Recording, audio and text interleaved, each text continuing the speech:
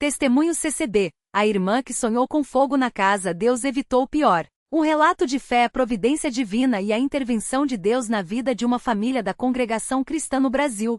Capítulo 1. A vida simples, mas cheia de fé. A irmã Maria das Dores, uma mulher de 42 anos, mãe de 3 filhos e esposa do irmão João Batista, era conhecida na congregação local pela sua dedicação aos trabalhos espirituais. Desde que se converteu aos 18 anos, após ouvir um sermão do irmão Paulo Rodrigues sobre o dilúvio e a arca da salvação, ela nunca mais deixou de frequentar os cultos. Seu marido João era diácono e responsável pela organização das ceias do Senhor aos domingos. Juntos eles criavam os filhos Daniel, 16 anos, Ana Clara, 12 anos, e Samuel, 8 anos, na doutrina da palavra, ensinando-lhes desde cedo a importância da oração, do jejum e da obediência aos mandamentos divinos. Sua casa, modesta mas bem cuidada, ficava no bairro Vila Esperança, um lugar simples onde muitas famílias da CCB moravam próximas umas das outras. As paredes eram pintadas de um azul claro, e na sala, bem acima do sofá de couro desgastado, havia um grande quadro com os 10 mandamentos escrito em letras douradas. Ao lado, uma estante guardava a Bíblia Sagrada, edição da CCB, o Inário, Cânticos de Louvor, e alguns livros de estudos bíblicos. Todas as manhãs, antes do nascer do sol, Maria se ajoelhava ao lado da cama, com as mãos postas e os olhos fechados, agradecendo a Deus por mais um dia de vida. Seu marido, que trabalhava como mecânico em uma oficina próxima, já havia saído para o serviço, mas ela sabia que onde quer que estivesse, ele também começava o dia com uma oração silenciosa. Senhor, guia os passos do meu esposo hoje. Protege nossos filhos na escola. Que a tua luz brilhe sobre nós e nos livre de todo o mal. Em nome de Jesus, amém. Sussurrava ela, enquanto as primeiras luzes da manhã entravam pela janela entreaberta. Os filhos já estavam se preparando para mais um dia de aulas. Daniel, o mais velho, ajudava Samuel a amarrar os cadarços dos tênis, enquanto Ana Clara arrumava a mochila com cuidado, colocando dentro dela um pequeno livro de salmos que a mãe lhe dera no aniversário. Mãe, hoje tem ensaio do coral infantil. A irmã Helena disse que vamos cantar o hino 45 na próxima reunião de jovens, anunciou Ana Clara, entusiasmada. Maria sorriu enquanto passava a mão nos cabelos da filha. Que bom, filha! Lembre-se, cante com o coração, não só com a voz. Deus ouve quando cantamos com fé. Samuel, que ainda estava sonolento, espreguiçou-se e perguntou: Mãe, hoje tem pão com geleia? Ela riu, acenando com a cabeça. Claro, meu filho. Mas primeiro, vamos ler um versículo juntos. Era uma rotina que nunca falhava. Antes de saírem, a família se reunia na sala, e Maria abria a Bíblia em Salmos 1:8, 24. Este é o dia que fez o Senhor, regozijemo-nos e alegremo-nos nele. Amém. Responderam os filhos em uníssono. Capítulo 2. O sonho que abalou a noite. Naquela terça-feira, 12 de março, o dia havia sido comum. Maria passou a tarde costurando um vestido para a irmã Ruth, que estava grávida e precisava de roupas mais confortáveis. À noite, após o jantar, arroz, feijão, bife de frango e uma salada simples, ela e João revisaram as anotações para a escola bíblica dominical do próximo dia, onde ele seria o responsável por ensinar sobre a fé de Abraão. As crianças já estavam deitadas, e o silêncio da noite só era quebrado pelo som distante dos grilos e pelo tic-tac do relógio de parede, herdado da avó de Maria. Ela se deitou ao lado do marido, que já resmungava baixinho em sono profundo. Maria fechou os olhos, mas, antes que adormecesse, uma estranha inquietação tomou conta dela. Sentiu um calor repentino, como se o quarto estivesse pegando fogo. Assustada, ela se virou, mas tudo parecia normal. Deus, o que é isso? Murmurou enquanto o sono finalmente a vencia. Então veio o sonho. Ela se viu dentro de sua própria casa, mas tudo estava envolto em chamas. O fogo consumia as cortinas, os móveis, as paredes. O calor era insuportável, e o cheiro de queimado enchia seus pulmões. Ela gritava pelos filhos, mas não os encontrava. De repente, ouviu um choro abafado vindo do quarto das crianças. Correu em direção ao som, mas as chamas bloqueavam o caminho. Meus filhos! Jesus, socorre! Clamava enquanto as lágrimas escorriam pelo seu rosto queimado pelo calor. Então, uma voz poderosa como um trovão ecoou em seus ouvidos. Levanta-te e sai daqui. O perigo está próximo. Maria acordou de sobressalto, suando frio, o coração batendo tão forte que parecia que ia explodir. Olhou para o lado, João ainda dormia. O quarto estava escuro, mas ela podia jurar que ainda sentia o cheiro de fumaça. Senhor, foi um aviso? Perguntou em voz baixa enquanto se levantava e ia até a janela. Lá fora, a lua cheia iluminava a rua deserta. Nada parecia fora do normal, mas a sensação de urgência não passava. Ela foi até o quarto dos filhos. Daniel dormia de boca aberta, Ana Clara abraçada ao seu ursinho de pelúcia, e Samuel, encolhido como um caracol. Maria passou a mão nos cabelos de cada um, agradecendo a Deus por estarem vivos. Preciso acordar o João, decidiu. Capítulo 3, a decisão que salvou todos. Maria sacudiu o marido com urgência. João, acorda. Ele se mexeu resmungando. O que foi, Maria? Ainda é noite. Tive um sonho. Um sonho ruim. Nossa casa vai pegar fogo, João. Deus me avisou. João sentou-se na cama, esfregando os olhos. Conhecia bem a fé da esposa e sabia que ela não era de inventar coisas. Um incêndio? Você tem certeza? Sim. Vi tudo queimando. As crianças estavam lá dentro. Uma voz me disse para sair. João não hesitou. Ele era um homem de poucas palavras, mas de ação rápida. Vamos acordar as crianças. Vamos para a casa da irmã Clara até de manhã. E se as pessoas acharem que estamos exagerando?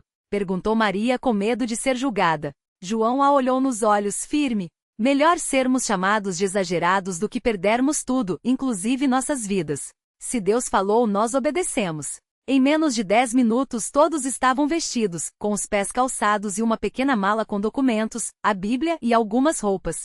Maria não esqueceu de pegar o óleo sagrado que o irmão Elias, um ancião da congregação, lhe dera anos atrás, dizendo, guarde isso. Um dia você vai precisar. Eles saíram em silêncio, trancando a porta. A rua estava vazia, apenas o latido distante de um cachorro quebrando o silêncio. Caminharam até a casa da irmã Clara, uma viúva idosa que morava a 2 quadras dali e sempre abria suas portas para quem precisasse. Quando bateram a porta, a luz acendeu, e a irmã Clara, de cabelo branco e óculos de leitura, apareceu com uma expressão de surpresa. Maria? João? O que aconteceu? São 3 da manhã. Maria, com voz trêmula, explicou o sonho. A irmã Clara, que era conhecida por sua sabedoria espiritual, ouviu tudo em silêncio. Depois fez o sinal da cruz e disse, entrem, filhos. Se Deus falou, é melhor obedecer. Aqui vocês estão seguros. Capítulo 4, o despertar do inferno. Enquanto a família de Maria tentava descansar no sofá da sala da irmã Clara, algo terrível acontecia em sua casa. Por volta das 4h17, um curto-circuito no velho fio da geladeira, que já dava sinais de desgaste há semanas, provocou uma faísca. Em questão de segundos, o fogo se alastrou pelo isolamento de plástico da parede, subindo até o teto de madeira. As chamas vorazes começaram a consumir os móveis da cozinha. O cheiro de queimado se espalhou pela vizinhança. O senhor Antônio, um vizinho que trabalhava como vigia noturno, foi o primeiro a perceber. Fogo! A casa dos irmãos da CCB está pegando fogo! Gritou ele, enquanto corria para ligar para os bombeiros. Em minutos, o barulho atraiu outros moradores. Alguns tentaram jogar água com baldes, mas as chamas já estavam muito altas. O irmão Mateus, que morava do outro lado da rua, chegou correndo, ainda de pijama, e começou a orar em voz alta. Senhor Jesus, protege esta família. Se eles estão em perigo, livra-os das chamas. Foi então que o irmão Paulo, um dos presbíteros da congregação, chegou de carro, alertado por uma ligação. Ao ver a casa em chamas, seu coração gelou. Meu Deus! Maria e João moram aqui. Ele correu até a porta, mas o calor era insuportável. Gritou pelos nomes deles, mas ninguém respondia. Foi quando a irmã Rosa, que havia saído para ver o que acontecia, aproximou-se e disse, Irmão Paulo, eles não estão aqui. A irmã Clara me ligou agora há pouco. Eles passaram a noite lá. O alívio foi tão grande que o irmão Paulo quase caiu de joelhos. Glória a Deus! Ele os livrou. Capítulo 5, o milagre revelado. Quando o sol nasceu, a casa de Maria e João era apenas um amontoado de paredes carbonizadas e cinzas. Os bombeiros já haviam controlado o fogo, mas pouco restara. A notícia se espalhou rapidamente pela congregação, e em poucas horas dezenas de irmãos estavam no local, uns chorando, outros louvando a Deus pelo livramento. Maria e João, ainda abalados, chegaram acompanhados pela irmã Clara. Ao verem sua casa destruída, Maria cobriu o rosto com as mãos e começou a chorar. Senhor! Por que isso aconteceu? João a abraçou firme. Não chore, Maria. Deus nos salvou. Se não fosse o seu sonho, estaríamos todos lá dentro. O irmão Elias, o ancião que lhe dera o óleo sagrado anos antes, aproximou-se e colocou a mão em seu ombro. Irmã Maria, Deus te usou como instrumento. Ele te deu um aviso, e você obedeceu. Isso não foi acaso. Foi providência divina. Maria lembrava-se então das palavras que ouvirá no sonho: levanta-te e sai daqui. O perigo está próximo. Ela entendia agora, Deus havia falado e ela escutara. Os irmãos começaram a se organizar. Alguns ofereceram roupas, outros comida. O irmão Pedro, dono de uma marcenaria, prometeu ajudar na reconstrução. A irmã Lúcia, que trabalhava em uma padaria, trouxe pães e café para todos. Ninguém vai passar necessidade, disse o irmão Paulo, emocionado. A igreja é uma família. Quando um sofre, todos sofrem. Quando um é abençoado, todos se alegram. Maria, ainda tremendo, pegou a Bíblia que havia levado na mala e abriu em Salmos 34, 7. O anjo do Senhor acampa-se ao redor dos que o temem e os livra. E então, com lágrimas nos olhos, ela testificou: Deus me deu um sonho. E esse sonho salvou a minha família. Capítulo 6. A reconstrução física e espiritual. Nos dias seguintes, a vida da família de Maria e João virou de cabeça para baixo. Eles passaram a morar temporariamente na casa do obreiro, um espaço mantido pela congregação para abrigar famílias em situação de emergência. Enquanto isso, os irmãos se mobilizaram para reconstruir a casa. O irmão Tiago, engenheiro civil, fez o projeto da nova construção. O irmão Rafael, eletricista, refez toda a fiação para evitar novos curtos-circuitos.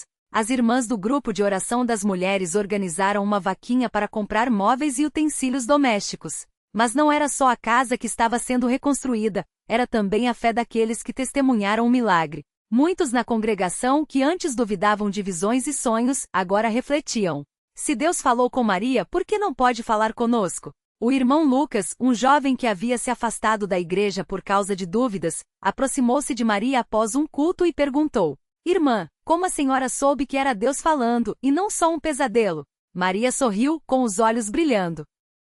Filho, quando é Deus, a gente sente. Não é medo, é uma certeza no coração. Como quando você ouve a voz do seu pai chamando.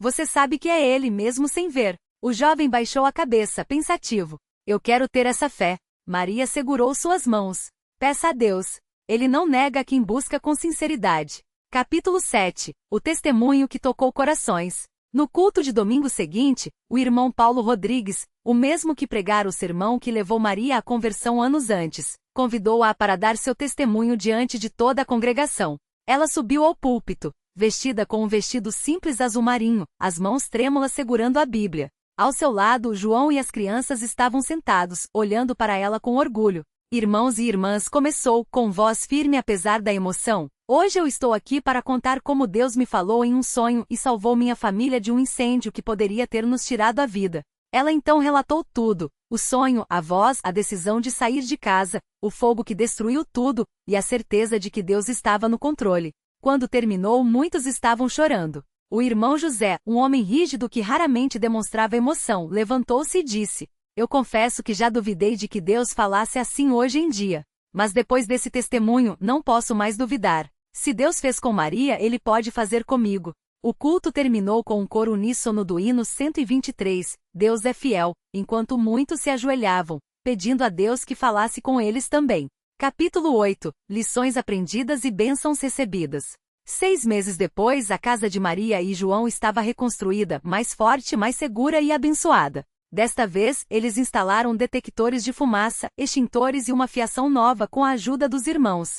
A sala ganhou um novo quadro, desta vez com a frase: O Senhor é meu pastor, nada me faltará. Salmos 23:1. Mas a maior mudança não foi na casa, foi nos corações. Daniel, o filho mais velho, decidiu se batizar, dizendo: Se Deus salvou a nossa família, eu quero servi-lo de verdade. Ana Clara passou a participar ativamente do coral infantil, cantando com ainda mais fervor. Samuel, que antes tinha medo de orar em voz alta, agora liderava as orações antes das refeições. João foi consagrado presbítero, reconhecido por sua liderança e fé inabalável. Maria começou. Capítulo 8. Lições aprendidas e bênçãos recebidas. Continuação. Maria começou a ministrar estudos bíblicos para as irmãs da congregação, especialmente aquelas que, como ela, já haviam passado por provações e precisavam de um ombro amigo. Não era apenas sobre ensinar as Escrituras, era sobre compartilhar a dor transformada em testemunho. Ela se lembrava das noites em que, depois do incêndio, sentava-se no chão da casa alugada, com as crianças ao redor, e lia salmos em voz alta, mesmo quando as lágrimas embargavam sua voz. Agora, ela via aquelas mesmas lágrimas regando a fé de outras mulheres. Uma tarde, enquanto organizava o material para o estudo sobre a providência de Deus nas tempestades, a irmã Lúcia, uma senhora de cabelos grisalhos que havia perdido o marido há 2 anos, aproximou-se com um abraço apertado. Irmã Maria, eu não aguento mais, confessou a voz trêmula. Meu filho mais velho está se afastando da igreja, diz que não acredita mais. Eu oro, jejuo, mas parece que Deus não me ouve. Maria segurou suas mãos, sentindo o peso daquela dor como se fosse sua. Irmã, eu também já achei que Deus estava surdo. Na noite do incêndio, quando vi as chamas, gritei: Senhor, por quê? Mas hoje entendo que Ele não nos abandonou, Ele nos preparava para algo maior. Seu filho não é uma batalha perdida. Deus está trabalhando nele, mesmo que a gente não veja.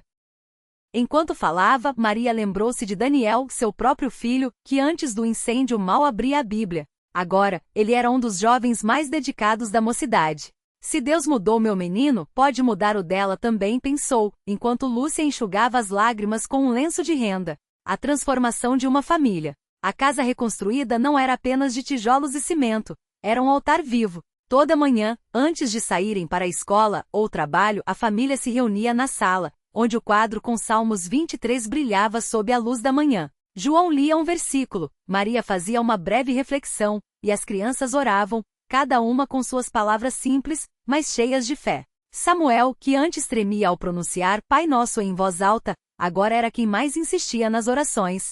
Uma noite depois do jantar, ele segurou a mão do pai e disse: Pai, hoje na escola a professora falou que Deus não existe. Eu levantei a mão e disse que ele sim, porque se não fosse ele, a gente não estaria aqui hoje. João sentiu o peito inchar de orgulho. Não era a inteligência do filho que o emocionava, mas a coragem de um menino que aprenderá a confiar em Deus mesmo quando o mundo duvidava. Ana Clara, por sua vez, tinha se tornado uma pequena missionária. Toda semana, ela levava bolachas caseiras para a irmã Rosa, uma idosa que morava sozinha e mal conseguia andar. Certa vez, ao voltar para casa, ela contou emocionada: Mãe, a vovó Rosa chorou quando eu cantei Jesus, amigo fiel, para ela. Ela disse que fazia anos que ninguém orava com ela.